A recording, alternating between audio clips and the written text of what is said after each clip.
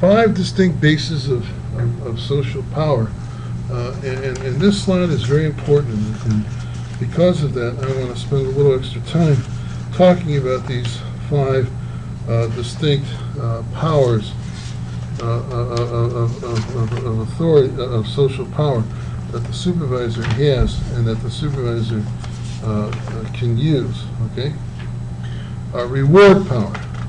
Well, there are both tangible and intangible sources of power as reward powers. And examples of this in terms of a tangible reward power as a supervisor is that you can make recommendations, or depending on your position in the organization and your structure, you can provide promotions or give raises or give more desirable work assignments, extra secretarial help, recommendations for training stipends or agency-supported attendance at conferences and workshops. You can give a good reference to someone who's leaving, or licensure recommendations. Okay, these are some examples that's given in your textbook regarding tangible reward powers. There are these psychic reward powers that you can give your staff too. They're less tangible, but they're very important. Approval, commendations, supervisory expressions of appreciation.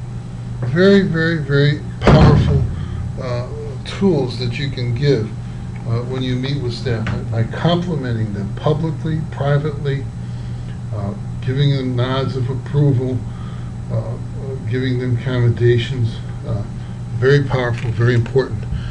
Coercive power is something that you should use as a last resort, but the supervisor has the ability to control punishment for supervisees.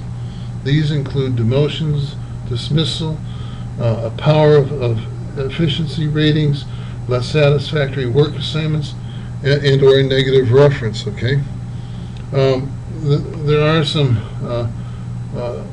Those are the tangible sources of coercive power. The intangibles would be the psychic punishments, such as an expression of disapproval and criticism, a snub, an avoidance. Those are the intangibles. There's an overlap between reward power and coercive power, and they can both be used together, hand in hand, and in a very effective manner. Again, I would recommend coercive power to be used as a last resort. Legitimate or positional power is the kind of power that you have based on where you stand organizationally in the structure of your organization. The right to occupy the role of supervisor, or the role of deputy chief, or the role of superintendent or a shift supervisor gives you that legitimate or positional power where you stand within the organization. And within that right, there are some inherent rights that you have as a supervisor in order to command respect, obedience, from your subordinates. Okay, positional power derives its force not only from prior reinforcing experiences, in which, but also from acceptance and approval of individuals within the structure and within the agency itself.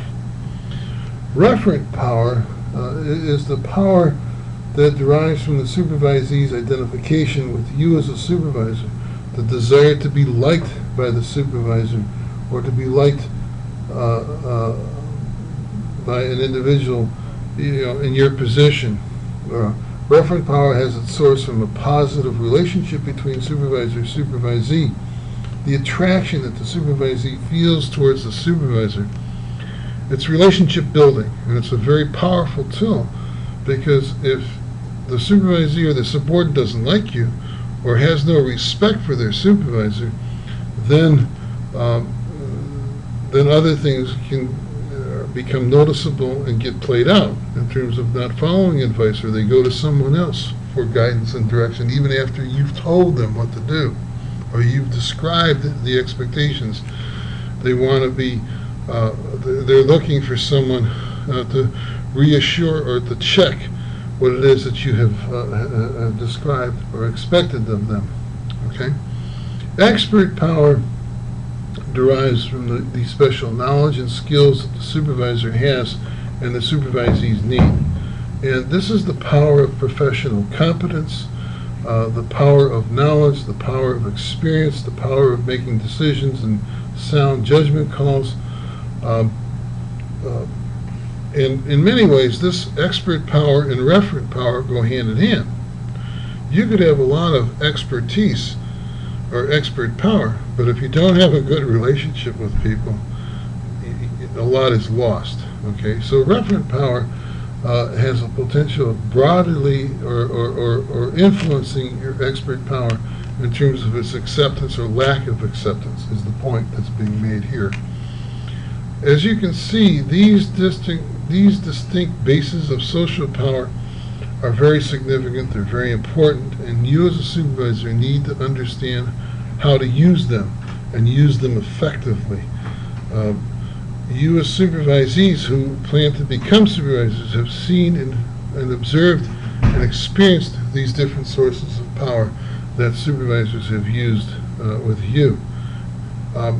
In the next slide, I want to create a forum for us, and in this forum I want to have some discussion. It's an application exercise on how to use power. Would like you to discuss this with your future groups for the PowerPoint presentation, and I would like you to respond openly to have some discussion regarding these 3 key points. We'll give an example or two of each of the 5 distinct social powers in your agency, either that you have used as a supervisor or that you have experienced, or how it's used in your agency. The next question is, how can supervisors use these different kinds of powers in your work environment if they haven't used them, all right, or use more of them? And what are the interrelationships between these different kinds of powers, some of which I discussed in the previous slide.